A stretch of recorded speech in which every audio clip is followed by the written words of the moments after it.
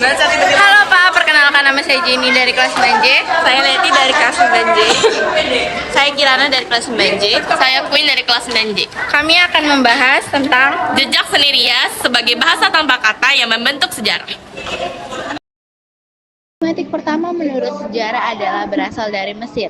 Menurut sejarah Mesir kuno, make up adalah simbol dari kekayaan seseorang yang juga diyakini dapat menarik para dewa dan leluhur.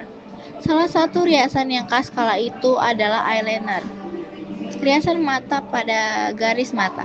Pola eyeliner saat itu memiliki pola yang rumit dan khas. Riasan ini tidak hanya digunakan oleh kalangan perempuan saja, tetapi digunakan juga oleh laki-laki Mesir sejak 4000 SM.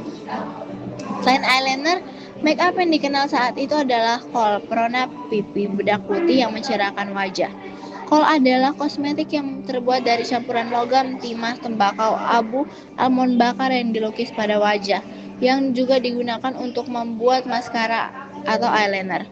Kohl ini cukup populer di Timur Tengah, Afrika Utara, dan juga Afrika Barat. Menurut National Geographic, Cleopatra dan pengikutnya memakai warna pada kelopak mata mereka.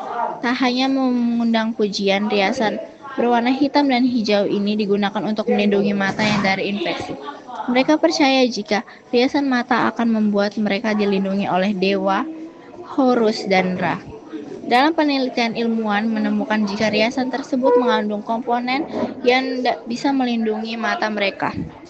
Hal ini bukan dongeng belaka. Pemakaian eyeliner di masa lampau didukung dengan pertemuan pada hieroglif, lukisan relief dinding, tempat penyimpanan kohl, dan alat pembuatan kohl berupa lesung. Pada zaman Yunani kuno, perempuan Yunani kelas atas mulai menggunakan make up sebagai penunjuk status sosial. Kosmetik mereka pada saat itu terbuat dari timah putih dan murbe sebagai perona pipi. Selain buah-buahan, mereka juga menggunakan bulu lembu sebagai alis agar terlihat lebih tebal. Mereka juga menggunakan arang atau batu bara untuk menggambar alis dan seringkali digambar menyambung antara kiri dan kanan. Namun, tidak banyak warna yang digunakan. Makeup wanita Yunani lebih ke arah natural. Selain orang-orang Yunani kuno, bangsa Romawi kuno juga menggunakan bahan-bahan natural sebagai kosmetik mereka. Mereka menggunakan tepung, barley, dan mentega untuk mengobati jerawat. Mereka juga menggunakan darah sebagai cat kuku dan juga lumpur untuk menyemai rambut mereka menjadi pirang. Keberadaan makeup di Cina pada abad ke-13 dan pada abad ke-14. Bahan kosmetik juga berbeda di daerah Cina. Mereka menggunakan gum arabic, gelatin, telur, dan lilin lebah sebagai cat kuku mereka. Warna-warna yang digunakan pada cat kuku ini juga melambangkan status sosial mereka. Misalnya, warna emas, silver, hitam, dan merah melambangkan kelas sosial yang lebih tinggi. Keberadaan makeup pada abad pertengahan pada tahun 1500 sampai 1600. Makeup wanita abad pertengahan terkenal dengan tren kulit putih mulus bebas bercak. Bahkan, tren ini masih dirasakan hingga sekarang. Mereka mendefinisikan cantik dengan warna kulit yang putih pucat, bahkan untuk bagian alis dan kelopak mata.